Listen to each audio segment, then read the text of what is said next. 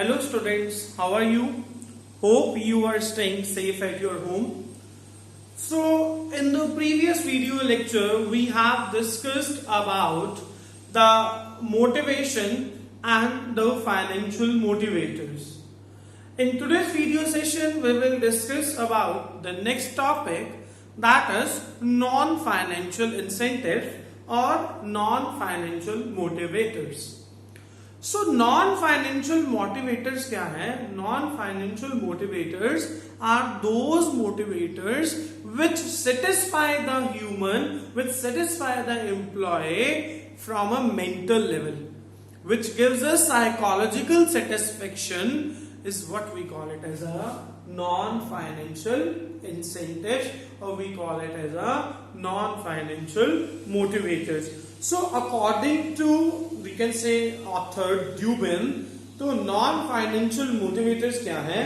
Non-financial incentives are those incentives which are in the form of mental reward. यानी कि जो एक बंदे को mental satisfaction देते हैं उनको हम क्या बोलते हैं? We call it as a non-financial incentives. तो non-financial incentives कौन कौन से हैं? First one is status, second one is organizational climate, third one is career advancement opportunity, fourth one is job enrichment, fifth one is employer recognition programs, sixth one is job security, seventh one is employee participation, and eighth one is employee empowerment. तो पहला क्या है? That is the status. तो status means, that is status increases, means rank, responsibility, position of the employee working in a organization. तो जब बंदे का status high हो जाता है तो अल्टीमेटली जो उसका रैंक है, उसकी पोजीशन है, जो उसकी अथॉरिटी है, उसकी रिस्पॉन्सिबिलिटी है, प्लस जो उसको मिलने वाले बेनिफिट्स हैं, वो सारा कुछ क्या हो जाता है? इंक्रीज हो जाता है. So every person wants to increase his और हर स्टेटस. हर एक बंदा चाहता है कि मेरा एक अलग से कैबिन हो, मेरी अलग से एक गाड़ी मिले मेरे को ऑर्गेनाइजेशन की तरफ से, मेरी एक ऑर्गेनाइजेशन में रैंकिंग हो, एक मेरा we can say response authority मेरे पास ज्यादा हो. तो वो कहते हैं कि that is all about status. तो every person will work more and more to get that particular status. हर एक बंदा फिर ज्यादा से ज्यादा काम करेगा कि I have to achieve that level of status. तो that what we call it as a status. तो पहला जो क्या है बंदे को मोटिवेट करता है, that is status, that I want to achieve higher status in the organization. I want my separate cabin, I want my, we can say that, separate car from the organization. तो मेरी एक authority होनी चाहिए. तो इस जो अगर हम बंदे को वो लालच दे दें कि हाँ जी अगर तू काम करेगा तो your status will be increase, तो अल्टीमेटली क्या है वो ज्यादा से ज्यादा काम करेगा. Second one is organizational climate. Organizational climate means that in which environment, in which climate the employee is working. अगर वो ऑर्गेनाइजेशन क्लाइमेट क्या होएगा? पॉजिटिव होएगा, तो अल्टीमेटली जो एम्प्लॉइज है उनका काम करने का मन भी क्या करेगा? ज्यादा करेगा. तो organizational climate means working system in the organization. This includes individual freedom, receipt of award, the importance of the employee. तो अगर जो हमारा ऑर्गेनाइजेशन का क्लाइमेट है वो पॉजिटिव होएगा तो अल्टीमेटली वो क्या करेगा? ज्यादा से ज्यादा काम करेगा. जब उसको एक इंडिविजुअल फ्रीडम मिल जाएगी, एक अच्छा एनवायरनमेंट मिलेगा जहां पे कोई भी कॉन्फ्लिक्ट्स नहीं होंगे, तो ultimately they will work better for the organization. They will be highly motivated with their job. तो सेकेंड जो है, जो बंदे को काम करने के लिए मोटिवेट करता है, that is the organization climate in which he और she works. Third one is career advancement opportunity. Everybody wants to advance his career. Everybody wants to advance his future. तो ऑर्गेनाइजेशन क्या करती है? एम्प्लॉइज को motivate कैसे करती है कि अगर तुम बढ़िया काम करोगे then you will be promoted to the higher job position, हम तुम्हें एजुकेशन ज्यादा हायर एजुकेशन दिलवा देंगे, तुम्हें हम ट्रेनिंग देंगे ताकि तुम अपने आप को और ज्यादा डेवलप कर सको, जिससे क्या है तुम्हारी मार्केट वैल्यू क्या होगी, इंक्रीज होगी। तो by giving them the we can say that the लालच of we can say that career advancement opportunity, तो हम उसको क्या कर सकते हैं, मोटिवेट कर सकते हैं। Next comes job enrichment.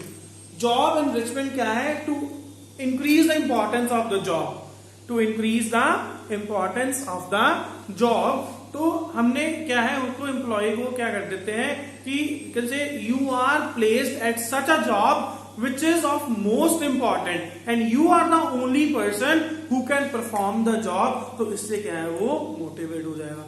तो दैट इज जॉब एनरिचमेंट। तो जब हम जॉब की इंपॉर्टेंस को इंक्रीज कर देते हैं कि हाँ जी this is a very challenging job and I feel you are the only person to perform such kind of job, तो the person becomes highly motivated and work with full enthusiasm so that organization goal can be achieve. तो वो सोचता है कि अगर मेरे को कुछ सोच समझ के, मेरे पे फेथ करके, मेरे पे ट्रस्ट करके जो ऑर्गेनाइजेशन ने मेरे को ऐसी जो चैलेंजिंग जॉब दी है, तो definitely I have to achieve that particular challenge. That is job enrichment. Fifth one is employer recognization programme.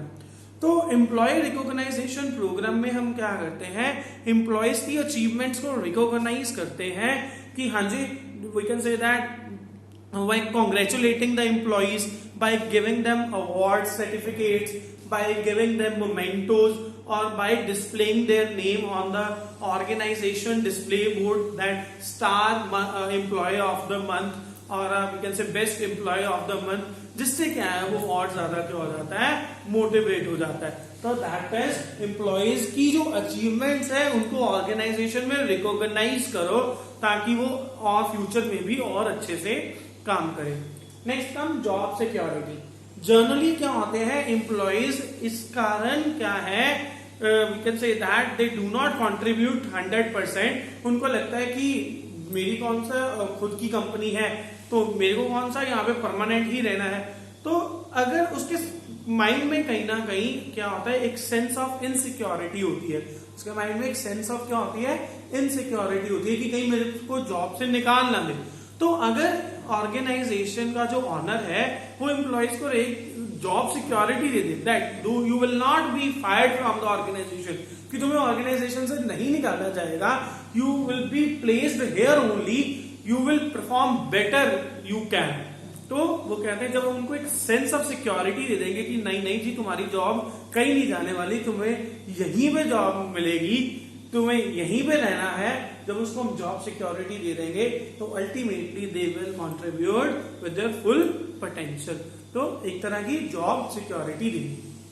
Employees participation.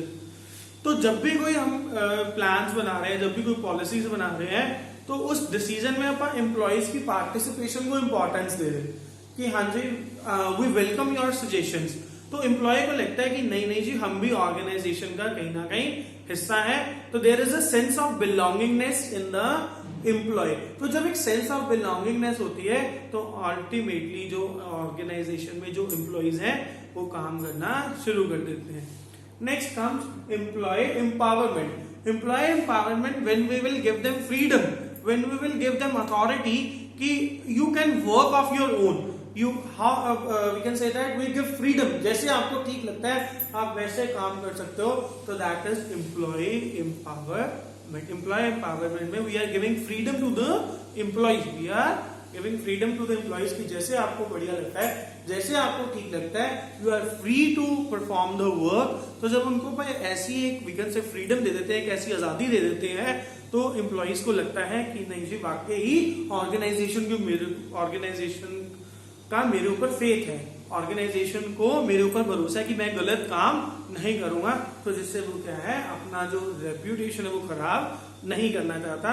तो that is employ empowerment. Freedom to the employee will also motivate the organization employees. So please, these are the we can say that some of the non-financial motivators which will give the mental satisfaction, which will give the psychological satisfaction to the employees. So please watch this video very carefully, and if you have any of the query, I will sort out in your tomorrow's Zoom session. Thanks and have a nice day.